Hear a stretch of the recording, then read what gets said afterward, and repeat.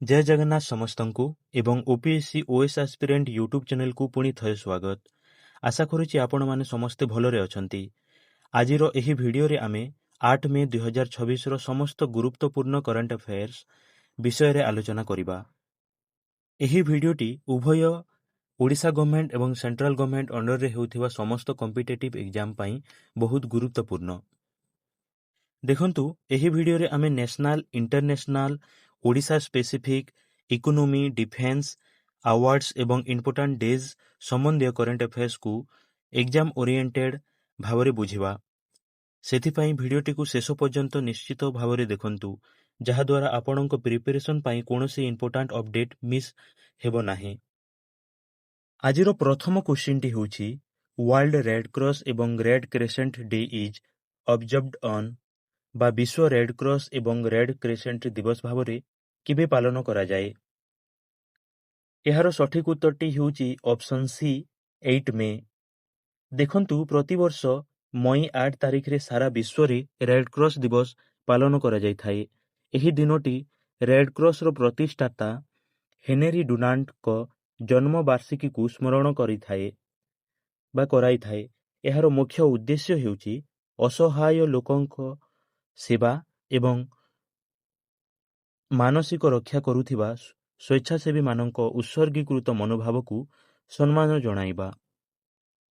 ଆମର ପରବର୍ତ୍ତୀ କ୍ୱେଶ୍ଚିନ୍ଟି ହେଉଛି, which countries announce to stop using US dollar in bilateral trade ବା କେଉଁ ଦେଶଗୁଡ଼ିକ ଦ୍ୱିପାକ୍ଷିକ ବାଣିଜ୍ୟରେ ଆମେରିକୀୟ ଡଲାରର ବ୍ୟବହାର ବନ୍ଦ କରିବାକୁ ଘୋଷଣା କରିଛନ୍ତି? ଏହାର ସଠିକ୍ ଉତ୍ତରଟି ହେଉଛି ଅପସନ୍ ବି, ରଷିଆ ଏବଂ ଚାଇନା। ଦେଖନ୍ତୁ, ରୁଷିଆ ଏବଂ ଚୀନ ନିଜର ଦ୍ୱିପାକ୍ଷିକ ବାଣିଜ୍ୟରେ ଆମେରିକୀୟ ଡଲାର ପରିବର୍ତ୍ତେ ନିଜସ୍ୱ ମୁଦ୍ରା ରୁବେଲ୍ ଏବଂ ୟୁଆନ୍ ବ୍ୟବହାର କରିବାକୁ ନିଷ୍ପତ୍ତି ନେଇଛନ୍ତି। ଏହା ବିଶ୍ୱ ଅର୍ଥନୀତିରେ ଡି-ଡଲାରାଇଜେସନ୍ ପ୍ରକ୍ରିୟାକୁ ତ୍ୱରାନ୍ୱିତ କରିଛି। ପାଶ୍ଚାତ୍ୟ ଦେଶଗୁଡ଼ିକର ଆର୍ଥିକ କଟକଣାରୁ ବଞ୍ଚିବା ଏବଂ ଆର୍ଥିକ ସ୍ୱାଧୀନତା ରକ୍ଷା କରିବା ଏହି ପଦକ୍ଷେପର ମୁଖ୍ୟ ଉଦ୍ଦେଶ୍ୟ ଅଟେ। ମାନେ, ୱେଷ୍ଟର୍ଣ୍ଣ କଣ୍ଟ୍ରି ଗୁଡ଼ିକର ଆର୍ଥିକ କଟକଣାରୁ ବଞ୍ଚିବା ଏବଂ ଆର୍ଥିକ ସ୍ୱାଧୀନତା ରକ୍ଷା କରିବା ଏହି ପଦକ୍ଷେପର ମୁଖ୍ୟ ଉଦ୍ଦେଶ୍ୟ ଅଟେ। ଆମର ପରବର୍ତ୍ତୀ କ୍ୱେଶ୍ଚିନ୍ଟି ହେଉଛି, INS Sindhu Kesari belongs to which of the following class of submarines ବା INS ସିନ୍ଧୁ କେଶରୀ ନିମ୍ନଲିଖିତ ମଧ୍ୟରୁ କେଉଁ ଶ୍ରେଣୀର ବୁଡ଼ାଜାହାଜ ଅଟେ? ଏହାର ସଠିକ୍ ଉତ୍ତରଟି ହେଉଛି ଅପସନ୍ ବି, ସିନ୍ଧୁ ଘୋଷ କ୍ଲାସ୍। ଦେଖନ୍ତୁ, INS ସିନ୍ଧୁ କେଶରୀ ହେଉଛି ଭାରତୀୟ ନୌସେନାର ଏକ ସିନ୍ଧୁ ଘୋଷ ଶ୍ରେଣୀର ଡିଜେଲ ଇଲେକ୍ଟ୍ରିକ୍ ବୁଡ଼ାଜାହାଜ, ଯାହା 1988 ମସିହାରେ କାର୍ଯ୍ୟକ୍ଷମ ହୋଇଥିଲା। ଏହା ରୁଷିଆର କିଲୋ କ୍ଲାସ୍ ଡିଜାଇନ୍ ଉପରେ ଆଧାରିତ ଏବଂ ଏହାର ଅତ୍ୟଧିକ ନିଃଶବ୍ଦ ଗତି ପାଇଁ ଏହାକୁ ବ୍ଲାକ୍ ହୋଲ୍ ମଧ୍ୟ କୁହାଯାଏ। ଏହା ମୁଖ୍ୟତଃ ସମୁଦ୍ର ମଧ୍ୟରେ ଶତ୍ରୁ ଜାହାଜ ଏବଂ ଅନ୍ୟ ବୁଡ଼ାଜାହାଜ ବିରୁଦ୍ଧରେ ଅପରେସନ୍ କରିବା ପାଇଁ ବ୍ୟବହୃତ ହୋଇଥାଏ। ଆମର ପରବର୍ତ୍ତୀ କ୍ୱେଶ୍ଚିନ୍ଟି ହେଉଛି, which article of the Indian constitution empowers parliament to increase the sanctioned strength of the supreme court ବା ସମ୍ବିଧାନର କେଉଁ ଅନୁଚ୍ଛେଦ ସଂସଦକୁ ସୁପ୍ରିମକୋର୍ଟର ବିଚାରପତି ସଂଖ୍ୟା ବୃଦ୍ଧି କରିବାକୁ କ୍ଷମତା ପ୍ରଦାନ କରେ? ଏହାର ସଠିକ୍ ଉତ୍ତରଟି ହେଉଛି ଅପସନ୍ ଏ, ଆର୍ଟିକଲ୍ 124 ଫାଷ୍ଟ। ଦେଖନ୍ତୁ, ଭାରତୀୟ ସମ୍ବିଧାନର ଅନୁଚ୍ଛେଦ 124(1) ଅନୁଯାୟୀ ସଂସଦ ଆଇନ ପ୍ରଣୟନ କରି ସୁପ୍ରିମକୋର୍ଟର ବିଚାରପତିଙ୍କ ସଂଖ୍ୟା ବୃଦ୍ଧି କରିପାରିବେ।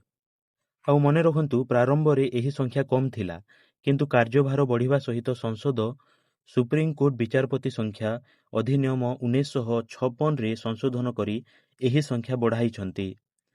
ବର୍ତ୍ତମାନ ଏହି ଶକ୍ତି ବ୍ୟବହାର କରି କୋର୍ଟର ସାମଗ୍ରିକ ସାମର୍ଥ୍ୟକୁ ସୁଦୃଢ଼ କରାଯାଇପାରୁଛି। ଆମର ପରବର୍ତ୍ତୀ କ୍ୱେଶ୍ଚିନ୍ଟି ହେଉଛି, India will host the first international big cat alliance summit in which of the following city ବା ଭାରତ କେଉଁ ସହରରେ ପ୍ରଥମ ଅନ୍ତର୍ଜାତୀୟ ବିଗ୍ କ୍ୟାଟ୍ ଆଲାଏନ୍ସ ସମ୍ମିଳନୀ ଆୟୋଜନ କରିବାକୁ ଯାଉଛି? ଏହାର ସଠିକ୍ ଉତ୍ତରଟି ହେଉଛି ଅପସନ୍ ସି, ନ୍ୟୁ ଦିଲ୍ଲୀ। ଦେଖନ୍ତୁ, ଆସନ୍ତା ଜୁନ୍ 2026ରେ ନୂଆଦିଲ୍ଲୀଠାରେ ପ୍ରଥମ ଅନ୍ତର୍ଜାତୀୟ ବିଗ୍ କ୍ୟାଟ୍ ଆଲାଏନ୍ସ ସମ୍ମିଳନୀ ଅନୁଷ୍ଠିତ ହେବାକୁ ଯାଉଛି। ଏହାର ମୁଖ୍ୟ ଲକ୍ଷ୍ୟ ହେଉଛି ବାଘ, ସିଂହ ଏବଂ ଚିତା ପରି 7ଟି ପ୍ରମୁଖ ପ୍ରଜାତିର ସଂରକ୍ଷଣ ପାଇଁ ବିଶ୍ୱସ୍ତରୀୟ ସହଯୋଗ ବୃଦ୍ଧି କରିବା ଓ ଏହାର ଥିମ୍ ହେଉଛି save big cat, save humanity. ଏହା ସହିତ ପରିବେଶ ସନ୍ତୁଳନ ରକ୍ଷା ଉପରେ ମଧ୍ୟ ଗୁରୁତ୍ୱ ଦିଆଯିବ ବୋଲି କୁହାଯାଇଛି। ଆମର ପରବର୍ତ୍ତୀ କ୍ୱେଶ୍ଚିନ୍ଟି ହେଉଛି ପ୍ରଶସ୍ତ 2.0 recently launched by NCERT is related to which of the following ବା ନିକଟରେ NCERT ଦ୍ୱାରା ଆରମ୍ଭ କରାଯାଇଥିବା ପ୍ରଶସ୍ତ 2.0 କାହା ସହିତ ସମ୍ବନ୍ଧିତ? ଏହାର ସଠିକ୍ ଉତ୍ତରଟି ହେଉଛି option B, disability screening tool for school children ବା ସ୍କୁଲ ପିଲାମାନଙ୍କ ପାଇଁ ଦିବ୍ୟାଙ୍ଗ ଯାଞ୍ଚ ଉପକରଣ। ଦେଖନ୍ତୁ, ପ୍ରଶସ୍ତ 2.0 ହେଉଛି ଏକ ଡିଜିଟାଲ ମୋବାଇଲ ଆପ୍ ଯାହା ସ୍କୁଲରେ ପଢ଼ୁଥିବା ପିଲାମାନଙ୍କ ମଧ୍ୟରେ 21 ପ୍ରକାରର ଅକ୍ଷମତା ବା ଦିବ୍ୟାଙ୍ଗତା ଚିହ୍ନଟ କରିବାରେ ସାହାଯ୍ୟ କରେ। ଏହା ଶିକ୍ଷକମାନଙ୍କୁ ବାଲବାଟିକାରୁ ଦ୍ୱାଦଶ ଶ୍ରେଣୀ ପର୍ଯ୍ୟନ୍ତ ପିଲାଙ୍କୁ ସ୍କ୍ରିନିଂ କରିବାରେ ସହଯୋଗ କରିଥାଏ।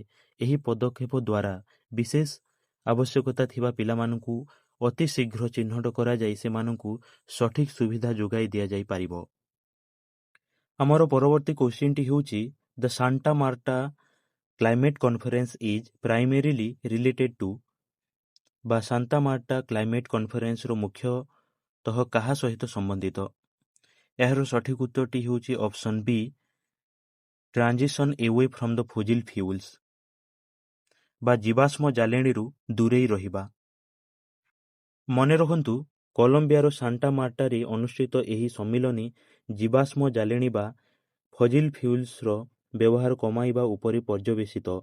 ଏଥିରେ ବିଭିନ୍ନ ଦେଶ କୋଇଲା, ତେଲ ଏବଂ ଗ୍ୟାସ୍ ଉପରେ ନିର୍ଭରଶୀଳତା କମାଇ ଏକ ସ୍ୱଚ୍ଛ ଶକ୍ତି ଆଡ଼କୁ ଗତି କରିବା ପାଇଁ ରୋଡମ୍ୟାପ୍ ପ୍ରସ୍ତୁତ କରୁଛନ୍ତି।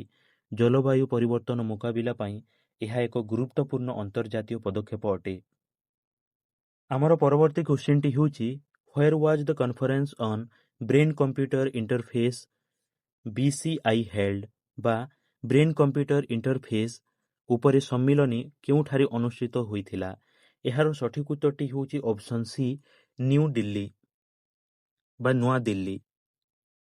ଦେଖନ୍ତୁ, ମେ 2026ରେ ନୂଆଦିଲ୍ଲୀର ମାଣେକ୍‌ଶା ସେଣ୍ଟରଠାରେ ବ୍ରେନ୍ କମ୍ପ୍ୟୁଟର ଇଣ୍ଟରଫେସ୍ ଉପରେ ଏକ ସ୍ୱତନ୍ତ୍ର ସମ୍ମିଳନୀ ଅନୁଷ୍ଠିତ ହୋଇଥିଲା। ଏଥିରେ ମାନବ ମସ୍ତିଷ୍କ ଏବଂ କମ୍ପ୍ୟୁଟର ମଧ୍ୟରେ ସିଧାସଳଖ ସଂଯୋଗ ସ୍ଥାପନ କରିବାର ଅତ୍ୟାଧୁନିକ ପ୍ରଯୁକ୍ତିବିଦ୍ୟା ଉପରେ ଆଲୋଚନା କରାଯାଇଥିଲା। ଏହି ଟେକ୍ନୋଲୋଜି ଭବିଷ୍ୟତରେ ପ୍ରତିରକ୍ଷା ଏବଂ ଚିକିତ୍ସା କ୍ଷେତ୍ରରେ ବିପ୍ଳବ ଆଣିବାର ସାମର୍ଥ୍ୟ ରଖିଛି। ଆମର ପରବର୍ତ୍ତୀ କ୍ୱେଶ୍ଚିନ୍ଟି ହେଉଛି who has been appointed as chairperson of the CBFC on 6 May 2026 ବା 6 ମଇ 2026ରେ କାହାକୁ CBFCର ଅଧ୍ୟକ୍ଷ ଭାବରେ ନିଯୁକ୍ତ କରାଯାଇଛି? ଏହାର ସଠିକ୍ ଉତ୍ତରଟି ହେଉଛି ଶଶି ଶେଖର ଭେମ୍ପାତି। ଦେଖନ୍ତୁ, ପ୍ରସାର ଭାରତୀର ପୂର୍ବତନ CEO ଶଶି ଶେଖର ଭେମ୍ପାତିଙ୍କୁ କେନ୍ଦ୍ରୀୟ ଚଳଚ୍ଚିତ୍ର ପ୍ରମାଣନ ବୋର୍ଡ ବା ସେନ୍ସର ବୋର୍ଡର ନୂତନ ଅଧ୍ୟକ୍ଷ ଭାବେ ନିଯୁକ୍ତ କରାଯାଇଛି। ସେ ପ୍ରସୂନ ଯୋଶୀଙ୍କ ସ୍ଥାନ ନେଇଛନ୍ତି। ଶ୍ରୀ ଭେମ୍ପାତିଙ୍କ ଅଭିଜ୍ଞତା ଚଳଚ୍ଚିତ୍ର ସେନ୍ସରସିପ୍ ଏବଂ ପ୍ରମାଣନ ପ୍ରକ୍ରିୟାରେ ଆଧୁନିକତା ଏବଂ ସ୍ୱଚ୍ଛତା ଆଣିବାରେ ସାହାଯ୍ୟ କରିବ। ଆମର ପରବର୍ତ୍ତୀ କ୍ୱେଶ୍ଚିନ୍ଟି ହେଉଛି name the president of the 80th session of the UNGA who visited India in May 2026 ବା ମଇ 2026ରେ ଭାରତ ଗସ୍ତରେ ଆସିଥିବା UNGAର 80ତମ ଅଧିବେଶନର ଅଧ୍ୟକ୍ଷଙ୍କ ନାମ କ'ଣ? ଏହାର ସଠିକ୍ ଉତ୍ତରଟି ହେଉଛି ଅପସନ୍ ସି, ଆନାଲେନା ବେୟାରବକ୍। ଦେଖନ୍ତୁ, ମିଳିତ ଜାତିସଂଘ ସାଧାରଣ ସଭା UNGAର 80ତମ ଅଧ୍ୟକ୍ଷ ଆନାଲେନା ବେୟାରବକ୍ ମଇ 2026ରେ ଭାରତ ଗସ୍ତ କରିଥିଲେ। ଏହି ଗସ୍ତ ସମୟରେ ସେ ଭାରତର ବୈଦେଶିକ ମନ୍ତ୍ରୀଙ୍କ ସହ ବିଶ୍ୱ ଶାନ୍ତି, କୃତ୍ରିମ ବୁଦ୍ଧିମତ୍ତା AIର ନିମନ୍ତ୍ରଣ ଏବଂ ଅନ୍ତର୍ଜାତୀୟ ସହଯୋଗ ଉପରେ ଗୁରୁତ୍ୱପୂର୍ଣ୍ଣ ଆଲୋଚନା କରିଥିଲେ। ଭାରତ ଏବଂ ମିଳିତ ଜାତିସଂଘ ମଧ୍ୟରେ ସମ୍ପର୍କକୁ ଏହା ଆହୁରି ମଜବୁତ କରିଛି। ଆମର ପରବର୍ତ୍ତୀ କ୍ୱେଶ୍ଚିନ୍‌ଟି ହେଉଛି who was the first recipient of the Nobel peace prize ବା ନୋବେଲ ଶାନ୍ତି ପୁରସ୍କାର ପାଇଥିବା ପ୍ରଥମ ବ୍ୟକ୍ତିଟି କିଏ? ଏହାର ସଠିକ୍ ଉତ୍ତରଟି ହେଉଛି ଅପସନ୍ ସି ହେନେରୀ ଡୁନାଣ୍ଟ। ଦେଖନ୍ତୁ 1901 ମସିହାରେ ପ୍ରଥମ ଥର ପାଇଁ ଶାନ୍ତି ପାଇଁ ନୋବେଲ ପୁରସ୍କାର ହେନେରୀ ଡୁନାଣ୍ଟଙ୍କୁ ପ୍ରଦାନ କରାଯାଇଥିଲା। ସେ ରେଡ୍‌କ୍ରସ୍ ପରି ଅନ୍ତର୍ଜାତୀୟ ସଂସ୍ଥା ପ୍ରତିଷ୍ଠା କରି ମାନବ ସେବାର ଏକ ନୂତନ ମାର୍ଗ ଦେଖାଇଥିଲେ। ସେ ଏହି ପୁରସ୍କାରକୁ ଫ୍ରେଡେରିକ୍ ପାସିଙ୍କ ସହିତ ମିଳିତ ଭାବେ ଗ୍ରହଣ କରିଥିଲେ, ଯାହା ବିଶ୍ୱ ଶାନ୍ତି ଇତିହାସରେ ଏକ ସ୍ମରଣୀୟ ମୁହୂର୍ତ୍ତ ଅଟେ। ଆମର ପରବର୍ତ୍ତୀ କ୍ୱେଶ୍ଚିନ୍‌ଟି ହେଉଛି according to the ministry of finance which state has the highest revenue deficit ବା ଅର୍ଥ ମନ୍ତ୍ରାଳୟ ଅନୁଯାୟୀ କେଉଁ ରାଜ୍ୟର ରାଜସ୍ୱ ନିଅଣ୍ଟ ବା ରେଭିନ୍ୟୁ ଡେଫିସିଟ୍ ସବୁଠାରୁ ଅଧିକ? ଏହାର ସଠିକ୍ ଉତ୍ତରଟି ହେଉଛି ହିମାଚଳ ପ୍ରଦେଶ। ଦେଖନ୍ତୁ ନିକଟରେ ଅର୍ଥ ମନ୍ତ୍ରାଳୟ ଦ୍ୱାରା ପ୍ରକାଶିତ ଅର୍ଥନୈତିକ ସମୀକ୍ଷା ଅନୁଯାୟୀ ହିମାଚଳ ପ୍ରଦେଶରେ ସର୍ବାଧିକ ରାଜସ୍ୱ ନିଅଣ୍ଟ ପରିଲକ୍ଷିତ ହୋଇଛି। ଏହାର ଅର୍ଥ ହେଉଛି ରାଜ୍ୟର ରୋଜଗାର ତୁଳନାରେ ଖର୍ଚ୍ଚ ଅଧିକ ହୋଇଛି। ଏହି ପରିସ୍ଥିତିକୁ ସୁଧାରିବା ପାଇଁ ରାଜ୍ୟ ସରକାରଙ୍କୁ ନିଜର ଆର୍ଥିକ ପରିଚାଳନାରେ ସଂସ୍କାର ଆଣିବାକୁ ପଡ଼ିବ। ଆମର ପରବର୍ତ୍ତୀ କ୍ୱେଶ୍ଚିନ୍‌ଟି ହେଉଛି who is the current governor of West Bengal ବା ପଶ୍ଚିମବଙ୍ଗର ବର୍ତ୍ତମାନର ରାଜ୍ୟପାଳ କିଏ? ଏହାର ସଠିକ୍ ଉତ୍ତରଟି ହେଉଛି option B Shri R N. Ravi. ଦେଖନ୍ତୁ ଶ୍ରୀ ଆର୍.ଏନ୍. ରବି ମାର୍ଚ୍ଚ 12, 2026ରେ ପଶ୍ଚିମବଙ୍ଗର 22ତମ ରାଜ୍ୟପାଳ ଭାବରେ କାର୍ଯ୍ୟରତ ଅଛନ୍ତି।